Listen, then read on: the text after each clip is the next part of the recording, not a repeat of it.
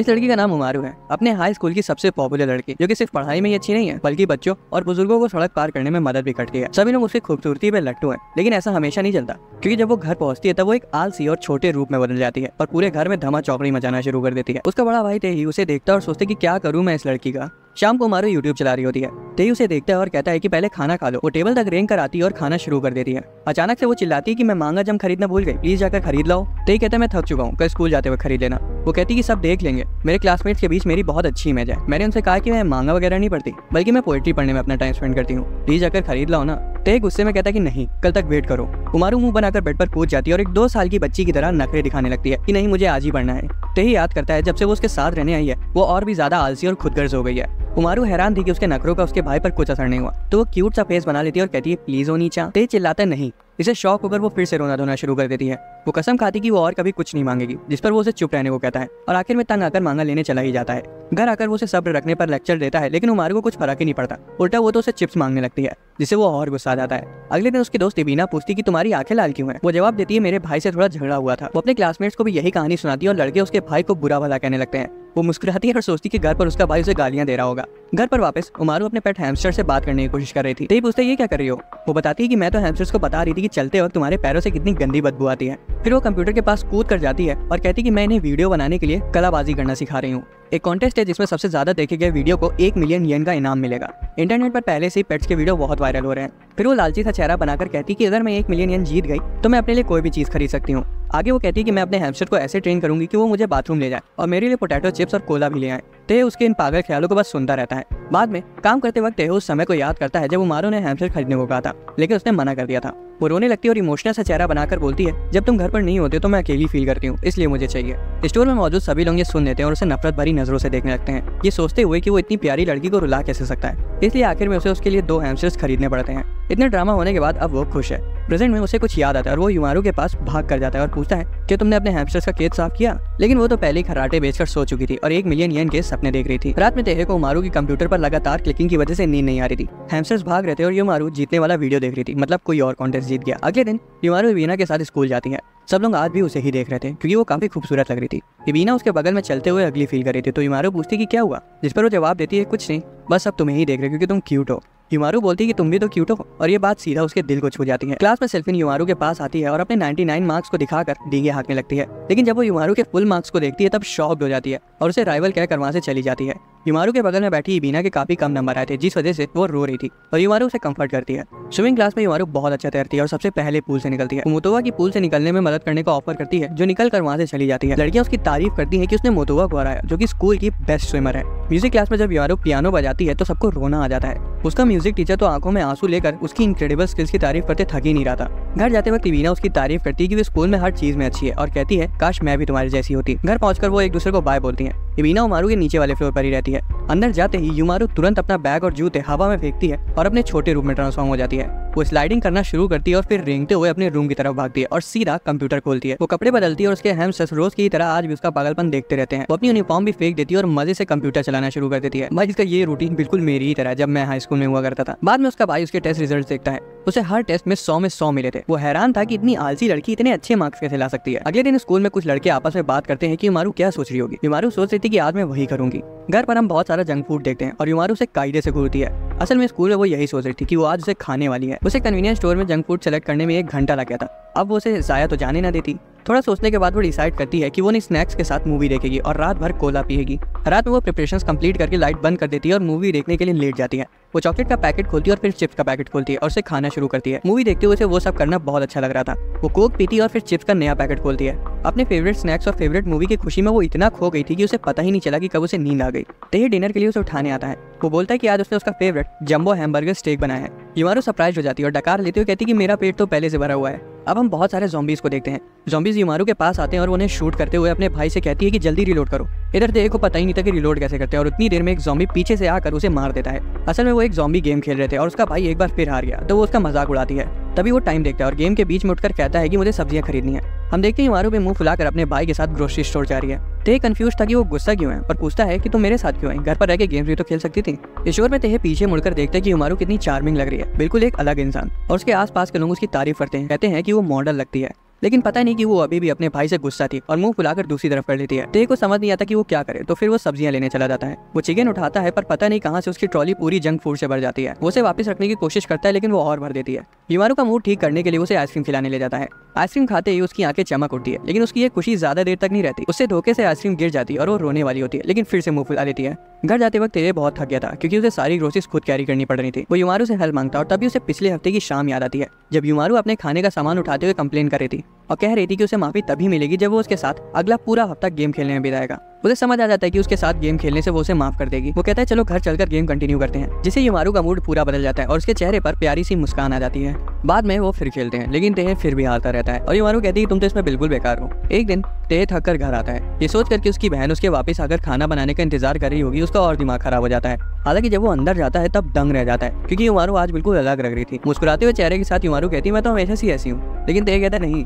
युमारू से चुप कराती और फुसफुसाती है कि इबीना घर आई है तो उसे उसका सपोर्ट करना चाहिए। कमरे में घुसते वो फिर शॉक्ड हो जाता है कि उसके घर पर ना होते हुए भी अपार्टमेंट कितना साफ लग रहा है। उसने तो कचरा तक बाहर निकाल दिया था। फिर उसे रियलाइज होता है कि उसकी स्कूल की दोस्त आई है तो युमारू को उसके सामने अपनी परफेक्ट इमेज दिखानी है, इसलिए उसने पूरा घर साफ कर दिया। तेह तुरंत इबीना के पास जाता है, उसके कंधे पकड़ता है और सीधा उसकी आंखों में आंखें डालकर बोलता है कि तुम जब चाहो तब यहाँ आ जाना। इबीना शर्मा जाती है और बोलती है ठीक है, और फिर तुरंत खाने के लिए थैंक्स बोल के अपने घर चली जाती है। युमारू फिर से छोटे फॉर्म में ट्रांसफॉर्म हो जाती है और कोला पीना शुरू कर देती है। वो मस्त उसे पीकर जमीन पर गिर जाती है और कहती है आज तो मजा आ गया कोला पीकर। युमारू को लग रहा था कि उसका भाई उसे लेक्चर देगा, लेकिन वो ऐसा नहीं करता क्योंकि वो उसके बिहेवियर से सच में इंप्रेस था। वो घर आते वक्त उसके लिए उसके फेवरेट स्नैक्स पोर्टेबल्स भी लाया था। हालांकि जब वो बाथरूम का डोर खोलता है तब उसे समझ आता है कि युमारू ने झोल किया है क्योंकि उसने सारा सामान वहां ठूस दिया था। इरिटेट होकर वो उस पर चिल्ला देता है कि ये क्या किया तुमने, लेकिन युमारू उल्टा उसी पर भड़क जाती है कि वसाबी फ्लेवर के स्नैक्स कौन लाता है, गुस्सा तो मुझे होना चाहिए। इस दौरान इबीना अपने अपार्टमेंट में बैठी अभी भी तेह के उसके इतने पास आने के बारे में सोचकर शर्माए जा रही थी। अगले दिन संडे का होता है और युमारू पूरी रात जाकर गेम खेलते हुए बिताई थी। वो बोर हो रही थी क्योंकि उसका संडे का टीवी शो थोड़ी देर बाद स्टार्ट होगा और तब तक करने के लिए उसके पास कुछ नहीं है। वो कोला पीती है और अपने भाई को शांति से सोते हुए देखती है। अब वो चुपचाप बैठने वालों में से तो है नहीं, तो उसे एक बुरा बात सोचती है और वो मेगाफोन लाकर अपने भाई के कान में चिल्लाती उठ जाओ, काम पर जाने का समय हो गया है। तेह तुरंत हड़बड़ा कर उठता है, घड़ी देखता है और पाता है कि संडे की सुबह के 5:15 बज रहे हैं और गुस्से में युमारू को घूरने लगता है। वो खिखियाती है और उसे गुड मॉर्निंग बोलती है। थकान और नींद भरी आंखों के साथ तेह उसे सोने देने की भीख मांगता है, लेकिन वो मना कर देती है। वो सोचती है कि अगर वो प्यारा सा चेहरा बनाकर उसके बगल में लेटेगी तो वो सो नहीं पाएगा, लेकिन उल्टा उसे ही नींद आती है। तेह उसे देखते हुए कहता है कि वो अपने प्लान्स को पूरा करने के लिए जाग ही नहीं पाई। पीसी को खुला देखकर उसे रियलाइज होता है कि वो अकेले गेम्स खेल रही थी और स्माइल के साथ वो बाद में उसके साथ खेलने का डिसाइड करता है और वापस से सो जाता है। नींद से जागते ही वो उस पर भड़क पड़ती है कि उसने उसके मॉर्निंग शोज देखने के लिए उसे उठाया क्यों नहीं। एक दिन स्कूल से इबीना के साथ घर वापस आते वक्त युमारू को एक फ्लायर मिलता है जो रॉक पेपर सीजर्स टूर्नामेंट का था। युमारू खुशी से उस फ्लायर को देखती है क्योंकि उस टूर्नामेंट में जीतने वाले को एक बड़ा सा प्लशी मिलेगा। वो तेह के घर आने की आवाज सुनते ही दौड़कर उसके पास जाती है और कहती है उन्हीं चाह तुम्हें मेरी मदद करनी होगी, और फ्लायर लेकर उसके चेहरे पर कूद पड़ती है। अपनी बहन के लिए तेह काम पर एक्स्ट्रा शिफ्ट को कैंसिल कर देता है, लेकिन जब उसे रियलाइज होता है कि ये सिर्फ एक बड़े से गुड्डे के लिए है तो वो बहुत गुस्सा आ जाता है। युमारू क्यूट सा फेस बनाती है और आंखें झपका कर कहती कि वो तो बस उसके साथ थोड़ा सा समय बिताना चाहती थी क्योंकि वो अक्सर काम में बिजी रहता है। हर बार की तरह तेह इस बार भी अपनी बहन के जाल में फंस जाता है। वो दूसरे गेट से टूर्नामेंट में एंटर करता है और युमारू पहले गेट से, ताकि उनके जीतने के चांसेस बढ़ जाएं। टूर्नामेंट शुरू होने पर तेह फाइनल्स तक पहुंच जाता है और वो हैरान था क्योंकि उसकी अपोनेंट और कोई नहीं बल्कि इबीना थी। वो उसे देखकर शर्मा जाती है और हड़बड़ी में हार जाती है। घर जाते वक्त इबीना तेह से कहती कि वो गेम में अच्छा खेला। उसे शर्माते हुए देख कर तेह वो प्लशी इबीना को देता है क्योंकि उसे लग रहा था कि उसे वो सच में चाहिए, और वो सोचता है कि ना जीतना उसकी युमारू के साथ की रिलेशनशिप को अफेक्ट कर सकता है। पहले तो वो उसे लेने से मना कर देती है, लेकिन बाद में वो खुशी खुशी उसे एक्सेप्ट कर लेती है और तेह को थैंक्स बोलती है। तेह घर आता है और युमारू उस पर भड़क जाती है कि उसने इबीना को वो प्लशी क्यों दे दिया। असल में वो शुरुआत से उसे स्टॉक करी थी क्योंकि वो पहले ही टूर्नामेंट से एलिमिनेट हो गई थी। इस दौरान इबीना अपने अपार्टमेंट में गुड्डे से चिपकी हुई थी और उसे टेहे होनी चाह कर पुकार रही थी। कुछ दिनों बाद टेहे उसे ऑनलाइन ऑक्शन से वैसे ही सेम प्लशी खरीद कर दे देता है ताकि वो मुंह फुलाकर बैठना बंद करे। अगले दिन वो उसके साथ सब्जियां खरीदने जाती है। टेहे उसका शरारती चेहरा देखकर कहता है कोई शांत पत्ती मत करना वहाँ पे, जिस पर वो अपनी आंखों में चमक लिए कहती कि हाँ बिल्कुल। हालांकि उसे तो पता ही था कि वो जरूर कुछ ना कुछ शैतानी करने वाली है। युमारू सोच रही थी कि गेम लेने के लिए सबके सामने नौटंकी करेगी, लेकिन टेह ने भी ठान लिया था कि अगर वो ड्रामा भी करेगी तब भी वो नहीं मानेगा। किशोर में युमारू अपने छोटे फॉर्म में आ जाती है और टेह से गेम खरीदने को कहती है। वो इबीना को वहाँ देखकर शॉक्ड हो जाते हैं। वो परफेक्ट युमारू में ट्रांसफॉर्म हो जाती है ताकि इबीना को उसके ट्रू नेचर का पता न चले। शॉपिंग के बाद तेह उन्हें रेस्टोरेंट में लंच के लिए ले जाता है। युमारू टेबल पर बैठती है और थोड़ी सी चिढ़ी हुई थी, लेकिन फिर भी स्माइल करती है और अपने भाई के ऑमलेट राइस पर केचप लगाने को ऑफर करती है। वो केचप से उसके ऑमलेट पर गेम ऑन लिख देती है, जिससे तेह शॉक्ड हो जाता है। वो युमारू की ओर देखता है जो कि मुस्कुरा रही थी, लेकिन उसका छोटा फॉर्म उसके दिमाग से निकलकर गेम गेम चिल्ला रहा था। तेह उसे इग्नोर करके इबीना के साथ बातचीत पर फोकस करता है। युमारू बहुत गुस्सा हो जाती है और अपने छोटे फॉर्म में ट्रांसफॉर्म हो जाती है। वो तेह के सिर पर चढ़ जाती है और उसके बाल खींचने लगती है कि मुझे अभी गेम दिलाओ। जब उसे रियलाइज होता है कि इबीना अभी भी वहाँ है तो वो फिर से परफेक्ट युमारू में ट्रांसफॉर्म हो जाती है। वो रिलीफ थी कि उसने उसका ट्रू नेचर नहीं देखा। तेह आखिर में हारी मान जाता है और उसे गेम खरीद देता है। घर जाते वक्त युमारू इबीना को अपना नया गेम दिखाती है। अगले दिन सुबह इबीना स्कूल साथ जाने के लिए युमारू का वेट कर रही थी। तभी उसे 1 साल पहले का समय याद आता है जब वो पहली बार टोक्यो आई थी। वो अकीरा से है और नर्वसनेस में कभी कभार अपने होम टाउन के एक्सेंट में बात करने लगती है। आसपास के लोग उसे घूरते हैं लेकिन कोई उसकी आंखों में नहीं दिखता, सब उसके ब्रेस्ट को देखते हैं। तेह पहला बंदा है जो उसकी आंखों में देखकर उसे एक नॉर्मल इंसान की तरह ट्रीट किया। वो उसे कहता है कि जब भी जरूरत हो वो उसके पास आ जाए। बाद में वो उसे पसंद करने लगी और जब वो उसकी तारीफ करता है तब वो शर्मा जाती है। प्रेजेंट में इबीना अभी भी युमारू का वेट कर रही थी। युमारू और तेह नीचे आ जाते हैं। इबीना तेह को देखकर ब्लश करने लगती है लेकिन युमारू उसे जल्दी करने हो गई थी और वो भागकर उसके पीछे चली जाती है। क्लास में युमारू एक इक्वेशन सॉल्व करती है। टीचर बोलती है कि आंसर सही है और वो अपनी सीट पे जा सकती है। शिल्फी उसे रोक कर डिक्लेयर करती है कि आने वाले मिड टर्म एग्जाम्स में वो उससे अच्छा परफॉर्म करेगी। युमारू स्माइल करती है और अपनी सीट पर चली जाती है लेकिन तभी उसकी नजर एक लड़की पर पड़ती है जो कि उसे बहुत डरावनी नजरों से घूर रही थी। घर जाते वक्त युमारू देखती कि इबीना परेशान लग रही है और पूछती कि क्या कोई प्रॉब्लम है। इबीना बताती कि वो आने वाले टेस्ट को लेकर थोड़ा चिंता में है। युमारू से रिलैक्स करने को बोलती है और कड़ी मेहनत करने के लिए इनकरेज करती है। इबीना को थोड़ा बेटर फील होता है और युमारू स्माइल करती है। टेस्ट के 1 दिन पहले युमारू दिन भर वीडियो गेम्स खेलती है। तेह उसे पढ़ने को कहता है फिर भी वो उसकी बात नहीं सुनती। लेकिन जब उसे याद आता है कि युमारू तो क्लास में ध्यान देने से ही काफी अच्छे नंबर ले आती है तब वो चिंता करना बंद कर देता है। फिर भी उसे वार्न करता है कि टीचर एग्जाम्स में ट्रिक क्वेश्चंस पूछ सकते हैं, इसलिए उटपटांग गेम्स खेलना बंद करो। युमारू बोलती है कि उसके गेम्स उटपटांग नहीं है और डिस्ट्रैक्ट होने की वजह से वो गेम में हार जाती है और तेह पर चिल्लाने लगती है। रात में उसे एक बुरा सपना आता है कि वो मिलिट्री में इबीना और सिल्फीन के साथ हैं। वो टेस्ट क्वेश्चन से लड़ रहे हैं लेकिन उसे गोली लग जाती है और वो घबरा जाती है। खूब कठिनाइयों से गुजरने के बाद भी वो मारी जाती है। वो डर के मारे उठ जाती है और जब उसे रियलाइज होता है कि वो टेस्ट में फेल हो सकती है तब वो तेह के ऊपर कूद पड़ती है और उसे पढ़ाने की भीख मांगने लगती है। जब वो पढ़ने बैठते हैं तब तेह कहता है कि उसे तो पता ही था ऐसा कुछ होने वाला है। अगले दिन स्कूल में टेस्ट रिजल्ट्स आ जाते हैं और युमारू ने इस बार भी टॉप किया था। उसकी क्लासमेट्स उसकी तारीफ करती हैं क्योंकि टेस्ट काफी कठिन था। युमारू मुस्कुराती है और कहती है कि उसके पास एक प्राइवेट ट्यूटर है। सभी लोग उसे क्यूट, इंटेलिजेंट और एथलेटिक कहते हैं। 2 लड़कियां तो ये भी बोलती है कि उसके पापा दोमा कॉर्प के प्रेसिडेंट है और उन्हें लगता है कि इसी वजह से वो इतनी शान से चलती है। हालांकि एक लड़की हमेशा उसे घूरती रहती है और सभी को लगता है कि वो उसे नफरत करती है। लड़कियां युमारू को बताती कि वो मतलबी है और ये भी बात फैली है कि उसने एक बड़े आदमी को डर के कूटा भी है। घर जाते वक्त युमारू इबीना से मतोबा के बारे में पूछती है। इबीना बताती कि मतोबा पूरे हफ्ते उसे घूर रही थी और पूछती कि क्या युमारू ने नोटिस नहीं किया। युमारू कहती नहीं और पूछती कि क्या वो मतोबा की दोस्त है। इबीना मना कर देती है लेकिन बताती है कि एक दिन उसने मतोबा से साथ में लंच के लिए पूछा था लेकिन जब उसे पता चला कि युमारू भी वहाँ होगी तब उसने मना कर दिया। युमारू खुद को दोषी मानने लगती कि अनजाने में उसी ने कुछ कर दिया होगा लेकिन इबीना कहती कि उसकी कोई गलती नहीं है और उसे लगता है कि मतोबा भी बुरी लड़की नहीं है। घर पहुंचकर युमारू ऊपर जाती है सोचते हुए कि मतोबा उसे क्यों घूरती रहती है। उसे लगता है कि मतोबा को पता है कि वो कुछ छिपा रही है और युमारू दिमाग में कई सारे सिनेरियोस क्रिएट करने लगती है। जैसे कि मतोबा को पता चल गया कि वो घर में छोटे और आलसी फॉर्म में ट्रांसफॉर्म हो जाती है और वो सबको धोखा देने का बदला लेने के लिए उसके पीछे पड़ गई है। इबीना उसे रोकती है और फिर युमारू सिचुएशन को शांत करके सबसे फ्लाइंग हैमस्टर पर राइड करने को बोलती है। युमारू फिर रियलिटी में वापस आती है क्योंकि उसे याद आता है कि आज तो गेम का नया इवेंट आने वाला है। वो PSP उठाती है और गेम खेलने लगती है। थोड़ी देर में उसे भूख लगाती है और वो सोचती है कि तेह कब आकर उसके लिए खाना बनाएगा। उसे याद आता है कि आज तो वेडनेसडे है जिसका मतलब आज उसे मीट मिलेगा और उसके बारे में सोचते ही उसके मुंह में पानी आ जाता है। तभी डोरबेल बजती है। वो अपने छोटे फॉर्म में ही दौड़कर दरवाजा खोलने जाती है इस उम्मीद से कि उसका भाई आया होगा। अनएक्सपेक्टेडली उसे मतोबा दरवाजे पर मिलती है। उसे घूरते हुए देखकर युमारू कांपने लगती है और जैसे ही उसे लगा था कि उसका कवर उड़ गया है तभी उसे समझ आता है कि मतोबा तो उसे पहचान ही नहीं पाई। उसे लग रहा था कि वो क्यूट सी छोटी बच्ची है। घर के अंदर युमारू सोचती है कि उसने उसे अंदर क्यों बुला लिया। मतोबा नर्वस लग रही थी। युमारू से बात करने की कोशिश करती है लेकिन मतोबा बीच में ही रोककर खुद इंट्रोड्यूस ना करने के लिए माफी मांगती है और बोलती है कि मैं मतोबा कोरी हूँ। फिर मतोबा पूछती है कि क्या वो युमारू की छोटी बहन है। युमारू थोड़ी सी सरप्राइज हो जाती है लेकिन वो तुरंत मान जाती है कि वो युमारू की छोटी बहन कमारू है। मतोबा कहती है कि वो बिल्कुल अपनी बड़ी बहन जितनी खूबसूरत है। दूसरी तरफ युमारू सोच रही थी कि आखिर यहाँ तक आई कैसे। मतोबा बताती कि वो युमारू को स्टॉक नहीं कर रही थी, वो तो बस उसकी स्टूडेंट आईडी लौटाने आई थी जो कि उसने घुमा दी थी। वो युमारू की फ्रेंड बनने में भी इंटरेस्टेड थी क्योंकि वो उसे काफी एडमायर करती है। युमारू थैंक्स बोलती है। मतोबा एक्साइटेड होकर पूछती कि क्या वो उसे मास्टर कहकर बुला सकती है। इसी दौरान तेह घर आ जाता है और युमारू को छोटे फॉर्म में अपनी क्लासमेट से बात करते हुए देखकर हैरान था। युमारू मतोबा को अपनी नए दोस्त के रूप में इंट्रोड्यूस करती है। उसे ग्रीट करने की कोशिश करता है लेकिन उसके कोड क्लियर को देखकर तेह कांप जाता है। युमारू को रियलाइज होता है कि मतोबा बच्चों को छोड़कर सबसे बात करने में घबराती है। अगले दिन स्कूल में स्विमिंग प्रैक्टिस के वक्त युमारू सबसे पहले आती है। कोच नया रिकॉर्ड सेट करने के लिए उसकी तारीफ करते हैं।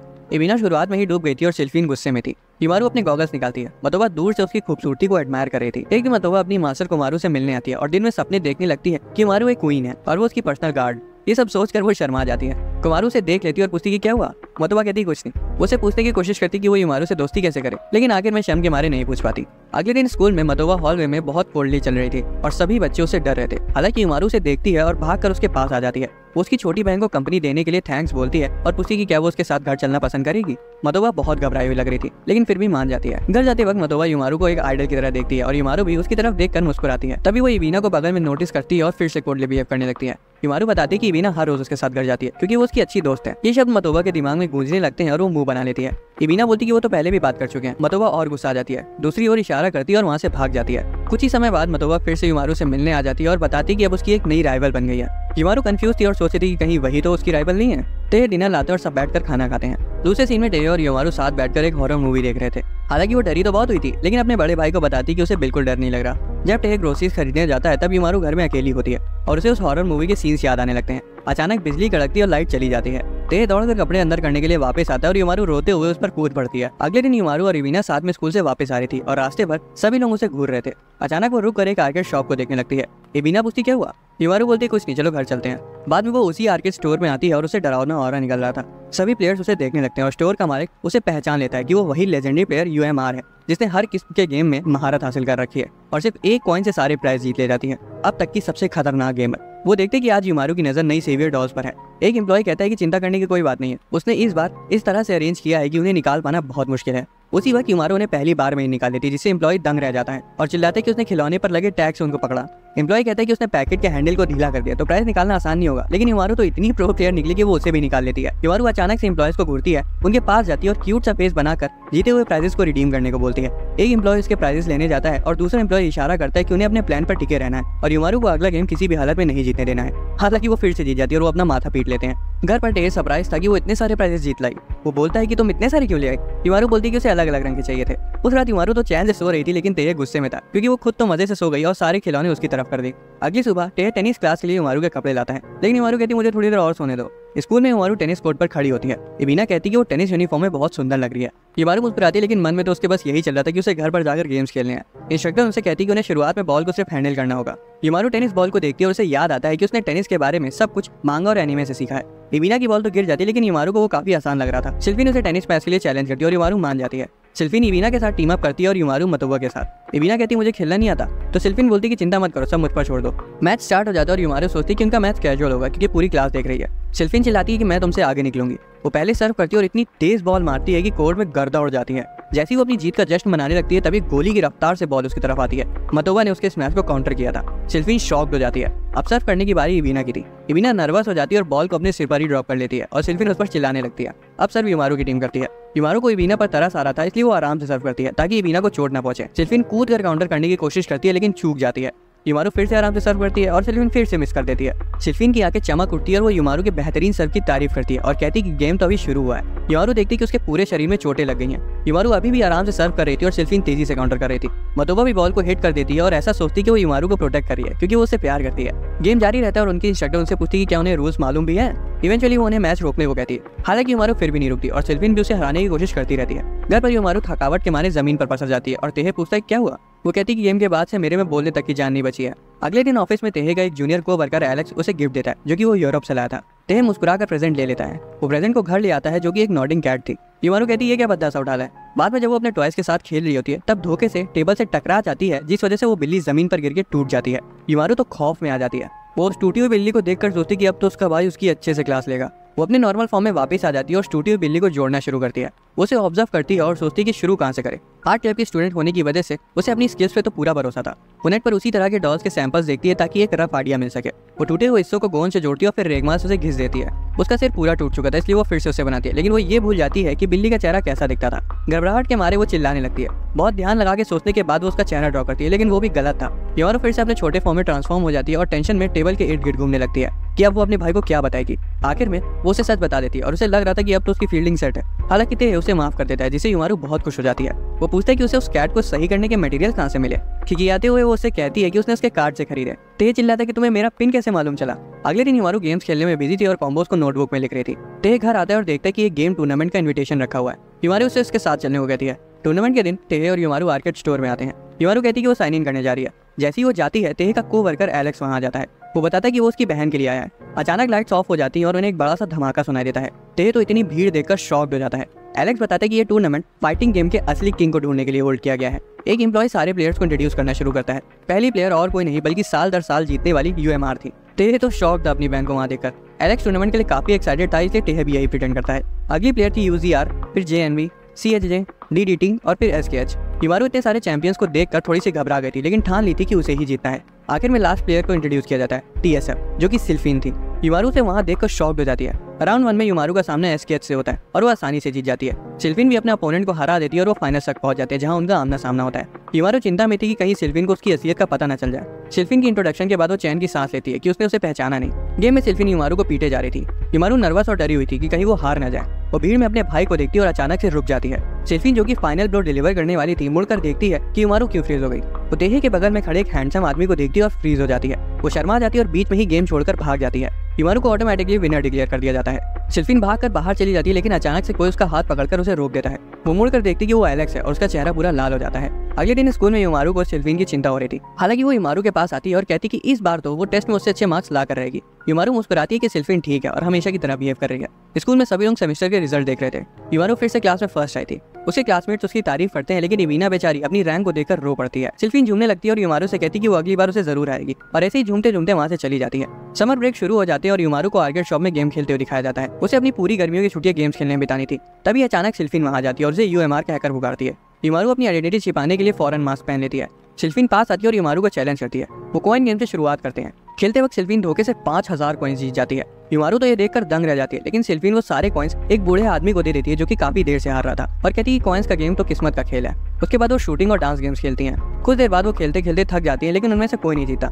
युमारू सोचती है कि वो उसे खुश करने के लिए कितनी मेहनत से खेल रही थी, इसलिए वो अपनी हेयर पिन निकालती है, उसे देती है और उसे विनर डिक्लेयर कर देती है। सिल्फीन ये सुनकर खुशी से झूम उठती है और हवा में फूल उड़ाने लगती है। उसके बाद वो उससे उसकी दोस्त बनने को कहती है ताकि वो युमारू को हरा सके। युमारू तो दुविधा में फंस जाती है, क्योंकि वो तो खुद ही युमारू है, जो कि सिल्फीन को नहीं पता। एक दिन तेहे कड़कती धूप में पैदल ऑफिस से घर आ रहा था। इस दौरान घर में युमारू अपने छोटे फॉर्म में मतोबा के साथ गेम्स खेल रही थी। वो मतोबा का पूरा फायदा उठा रही थी, उससे खाना और कोल्ड ड्रिंक्स दोनों मंगा रही थी। वो कहती है कि हमें समर वेकेशन अच्छे से एंजॉय करनी चाहिए, और फिर AC को बढ़ा देती है। फिर वो लेट जाती है और मतोबा से खुद को पंखा करवाती है। युमारू तो खुशी की चरम सीमा पर थी और उसे लग रहा था कि वो बीच पर है और मतोबा उसकी सेवा कर रही है। थोड़ी देर में वो सो जाती है और मतोबा सोचती है कि वो सोते वक्त कितनी क्यूट लगती है। वो अचानक से चीख पड़ती है कि वो बहुत क्यूट है।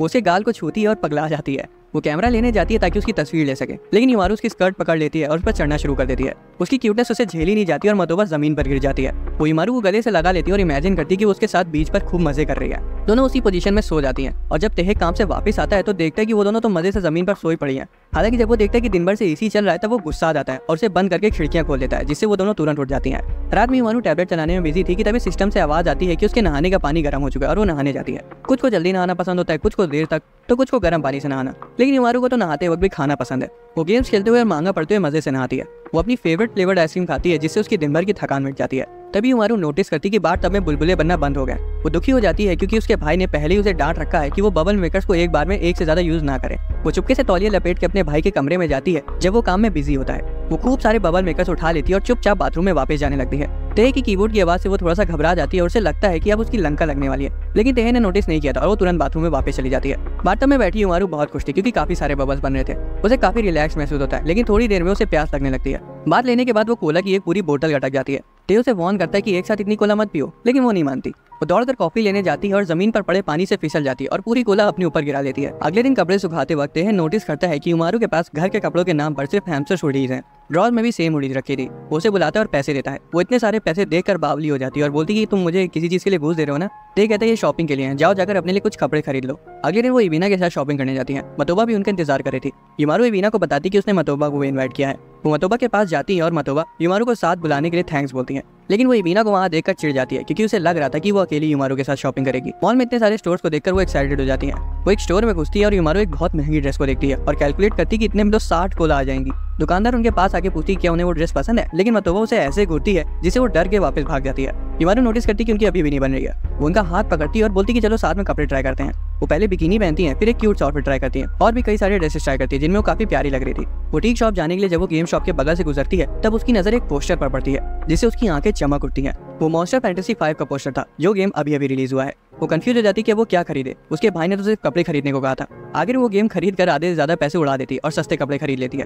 घर पर तेहे उसके कपड़े चेक करते और पूछते कि ये सादे से कपड़े क्यों ले आई। वो जवाब देती कि ये तो ट्रेंड कर रहे हैं।